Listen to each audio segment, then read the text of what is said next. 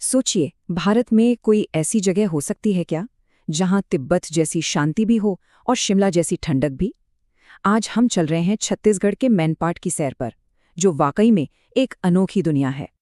मैनपाट की जो सबसे खास बात है ना, वो है इसकी दोहरी पहचान।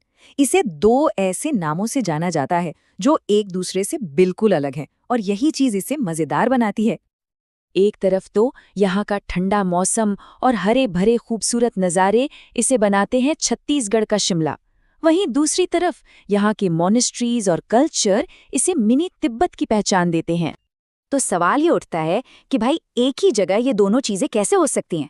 चलिए इसी सवाल का जवाब ढूंढते हैं और शुरुआत करते हैं इसके तिब्बती कनेक्शन से। तो मैनपाट मिनी तिब्बत बना कैसे? ये कहानी आई कहाँ से? इसका जवाब ना हमें इतिहास में मिलता है, एक बहुत बड़े बदलाव की कहानी। बात है साल 1962 की, जब चीन तिब्बत संघर्ष की वजह से बहुत से शरणार्थियों को अपना घर छोड़ना पड़ा। तब भारत सरकार ने इन तिब्बती शरणार्थियों को सरगुजा जिले की इस शांत जगह यानी मैनपाट में एक नया घर दिया, और बस यहीं से इसकी एक नई कहानी शुरू हुई। और बस इसी के बाद से मैनपाट का पूरा माहौल ही बदल गया। आज भी वहां हर कोने में तिब्बती कल्चर की एक खूबसूरत झलक देखने को मिलती है। बौद्ध मठों से आती शांति भरी प्रार्थनाएं हों या हवा में लहराते वो रंगीन झंडे, और इन सब का सेंटर है वहां का मशहूर ढाकपो मठ। अपनी कल्चरल पहचान के अलावा मैनपाट कुछ ऐसी कुदरती घटनाओं के लिए भी फेमस है जो सुनने में थोड़ी अजीब लगती हैं। कह सकते हैं कि जो लॉजिक को भी चैलेंज कर देती है। सबसे पहले है उल्टा पानी। नाम से ही अजीब लग रहा है ना। ये एक ऐसी कमाल की जगह है जहां ऐसा लगता है मानो ग्रेविटी ने काम करना ही बंद कर दिया हो।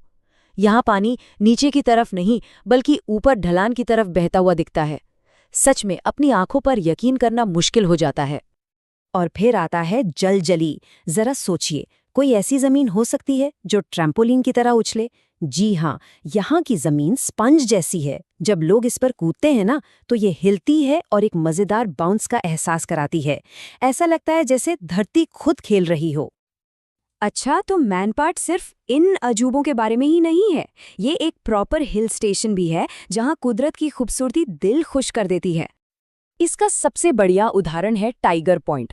घने जंगलों के बीच छुपा हुआ एक बहुत ही शानदार झरना है ये।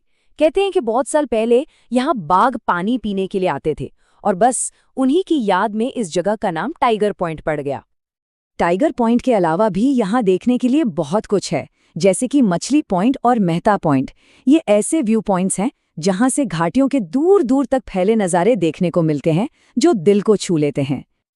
तो इतनी सब बातें सुनने के बाद अगर मैनपाट घूमने का मन बन रहा है, तो चलिए जरा ये भी देख लेते हैं कि वहां तक पहुंचना कैसे है।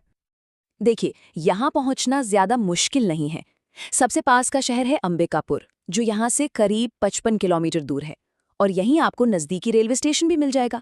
अगर फ्लाइट से जाना है तो अंबिकापुर या रायपुर एयरपोर्ट का ऑप्शन है।